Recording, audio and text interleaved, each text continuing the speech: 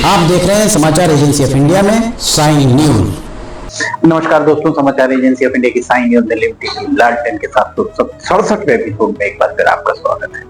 आज चिचा के चोचले का तीसरा एपिसोड हम लेकर आए। ट्रंप की बेवकूफियां या रणनीतिक भ्रम। ईरान इजराइल युद्ध, डोनाल्ड ट्रंप के द्वारा जो भी बेवकूफियां की जा रही हैं उन बेवकूफियों के बारे में हम आपको लगातार बता रहे हैं।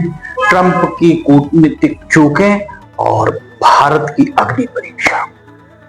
लिबर्टी की लालटेन के 767वें एपिसोड में एक बार फिर आपका स्वागत है। लगभग 30 दिनों से जारी ईरान इजराइल और अमेरिका के युद्ध के बीच अब लोगों के द्वारा युद्ध के साथ ही युद्ध में क्या हो रहा है ये तो देख ही रहे हैं।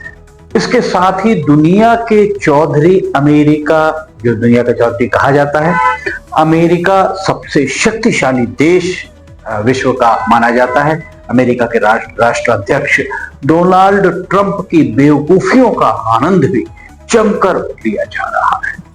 डोनाल्ड ट्रंप मानने को तैयार नहीं और वे मनमानी पर पूरी तरह उतारू हैं। आज हम उस अंधेरे को चीरने की कोशिश करेंगे जो अंतरराष्ट्रीय राजनीति की एक चकाचौंध के पीछे छिपा हुआ है। सवाल बड़ा है कि क्या दुनिया के सबसे बड़े लोकतंत्र यानी भारत पर अमेरिका अपना हुक्म चला रहा है? क्या डोनाल्ड ट्रंप की एक महीने की मोहलत भारत की कूटनीतिक हार है या फिर ये एक सोची समझी खामोशी है? देश हित हमारे लिए सर्वोपरि है, पर चर्चा भी चली। विश्लेषण के अनुसार ट्रंप के कुछ प्रमुख कदमों की गंभीर आलोचना का सामना ट्रंप के कदमों को करना पड़ रहा है, जिसमें उनके विरोधाभासी बयान सबसे ज्यादा उपहास का कारण बन रहे हैं। डोनाल्ड ट्रंप ने एक ही समय पर बातचीत जारी होने की बात कही और साथ ही सैन्य कार्रवाई की धमकी भी दे डाली। इससे सहयोगी देशों में भ्रम की स्थिति लगातार बनी हुई है कि बातचीत चल रही है या सैन्य कार्रवाई चल रही है। वहीं एक महीने की अनुमति वाला विवाद भी जमकर चर्चित रहा। टीवी रिपोर्ट्स की माने तो डोनाल्ड ट्रंप के द्वारा भारत को ईरान से तेल खरीदने के लिए सीमित समय अर्थात 1 महीने का समय देने की बात कही गई। सवाल ये उठता कि क्या कोई तीसरा देश ये तय करेगा कि भारत किससे व्यापार करे? क्या डोनाल्ड ट्रंप के कहने पर हम अपना आयात तय करेंगे, निर्यात तय करेंगे? भारत किससे व्यापार करेगा ये हम क्या डोनाल्ड ट्रंप के या किसी के कहने पर तय करेंगे?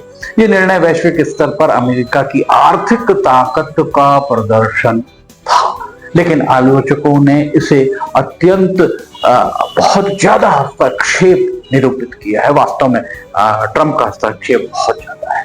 डोनाल्ड ट्रंप पहले बोले छोटा सा ऑपरेशन है, बाद में यू टर्न लेकर या लंबे युद्ध का यू टर्न उनके द्वारा किया गया। शुरुआत में युद्ध को सीमित बताया, लेकिन कुछ ही दिनों में लंबी सैन्य रणनीति बनने लगी। जो जमीनी ऑपरेशन की तैयारियां आरंभ लगातार हुई। ये बदलाव राजनीतिक कमजोरी का संकेत भी माना जा रहा है। अब बात की जाए डोनाल्ड ट्रंप की दबाव की राजनीति की।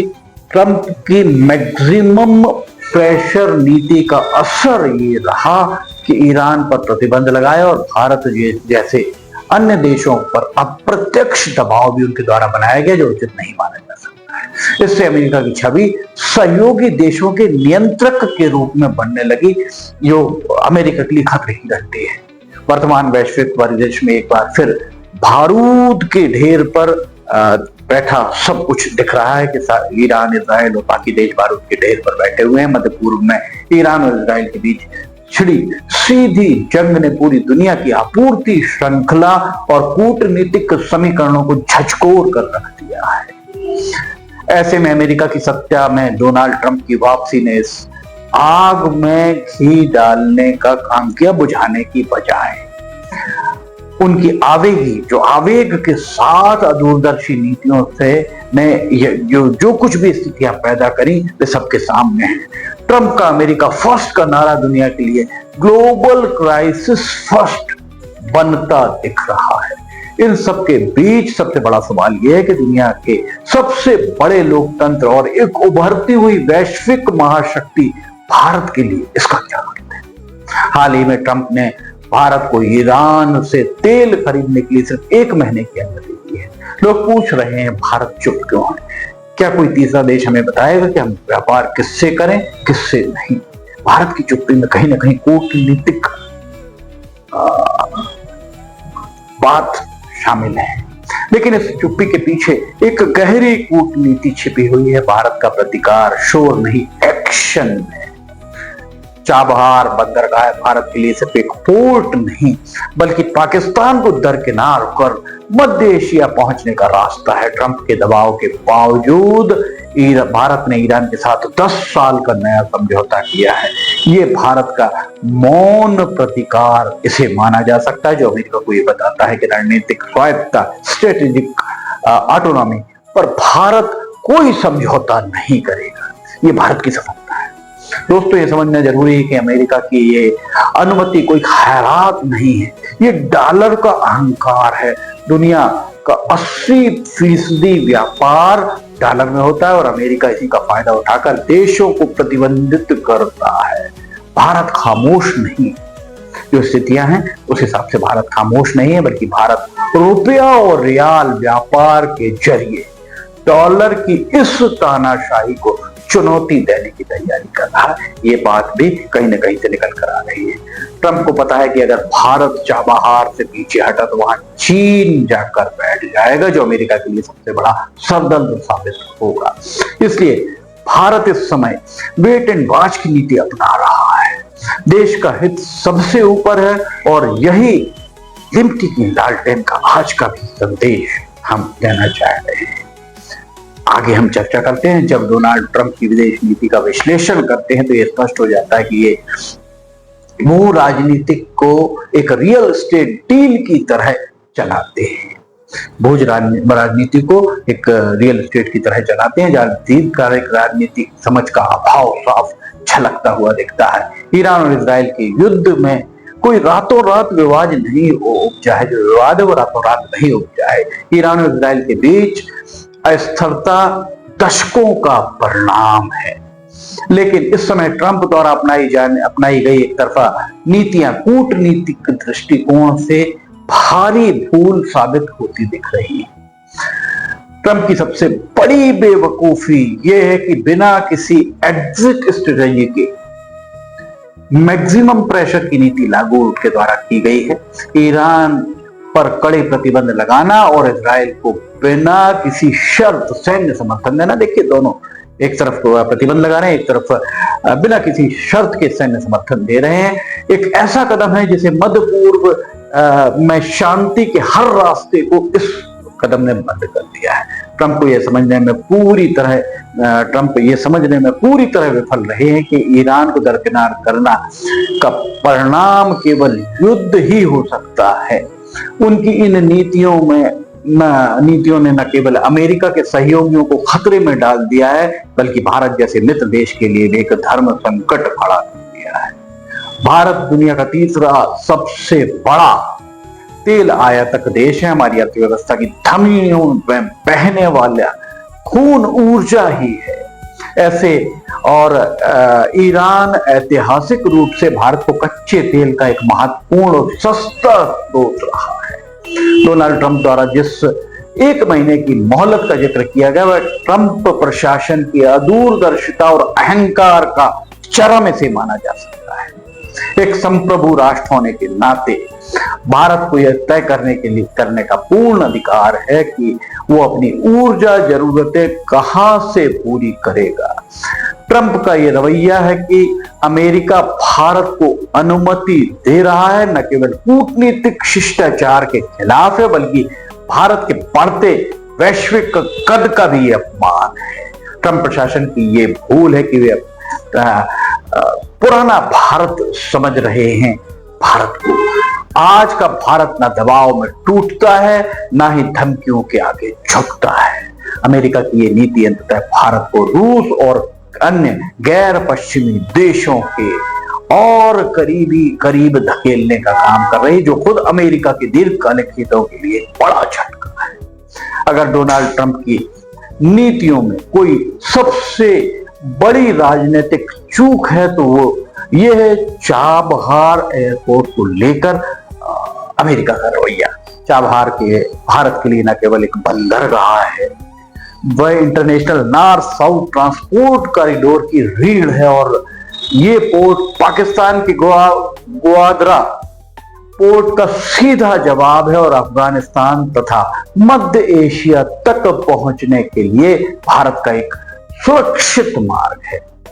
ट्रंप की नीति ईरान को अलग थलग करने की है, लेकिन वे भूल जाते हैं कि भू राजनीति में कोई जगह खाली नहीं रहती है।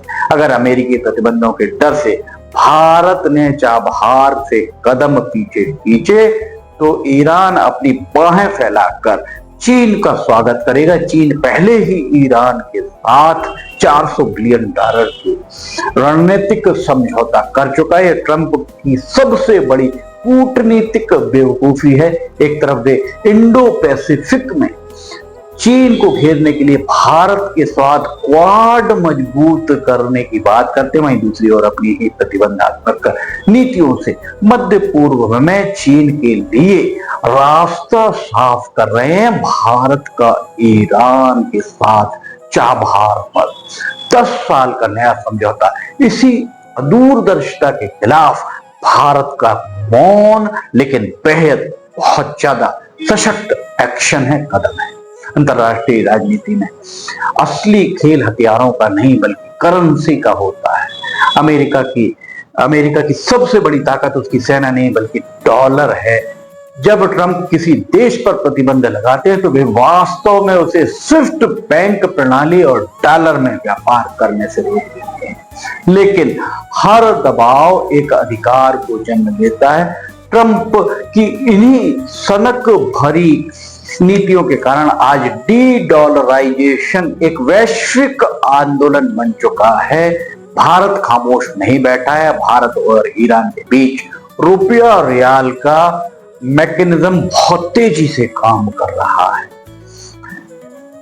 भारत अपने निर्यात के बदले ईरान से तेल खरीदने के लिए बार्टर सिस्टम और स्थानीय मुद्राओं का उपयोग करने को बढ़ावा दे रहा है। ट्रंप का अंधा राष्ट्रवाद अनजाने में ही डॉलर की वैश्विक बादशाहत को खत्म करने के बीज अंकुरित कर रहा है, प्रस्फुटित कर रहा है। जिस दिन भारत, रूस, चीन और मध्य पूर्व के देशों के द्वारा डॉलर के बिना व्यापार का एक समानांतर तंत्र खड़ा कर दिया जाएगा, उस दिन अमेरिका की प्रतिबंधों की राजनीति हमेशा के लिए पैरालाइज हो जाएगी, पंगु हो जाएगी।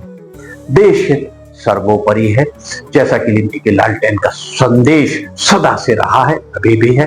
भारत की असली अग्नि परीक्षा इस बात में नहीं कि हम अमेरिका की धमनियों का अमेरिका की धमकियों का कितने जोर का जवाब देते हैं, बल्कि इस बात में है कि हम अपने दीर्घकालिक राष्ट्रीय हितों को कितनी और शांति के साथ, दृढ़ता के साथ सुरक्षित रख पाते हैं। चिचा के चोचले लगातार जारी हैं। वे लगातार ही अमेरिका के राष्ट्रपति डोनाल्ड ट्रंप चिचा जो लगातार ही बेवकूफियां करते जा रहे हैं। हम अगला एपिसोड, चौथा एपिसोड लेकर बहुत जल्द हाजिर होंगे। समाचार एजेंसी ऑफ इंडिया की साइन न्यूज में लिंटी की लालटेन के 767वें एपिसोड में फिलहाल इतना ही। अगर आपको समाचार एजेंसी ऑफ इंडिया की साइन न्यूज में लिंटी की लालटेन अन्य खबरें पसंद आ रही हैं तो इन्हें लाइक, सब्सक्राइब, शेयर जरूर कीजिएगा। समाचार एजेंसी ऑफ इंडिया के सहयोगी अखिलेश दुबे के साथ लिंटी की लालटेन का 768वां एपिसोड लेकर बहुत जल्द हाजिर होंगे। फिलहाल आपसे इजाजत लेना चाहेंगे। जय हिंद।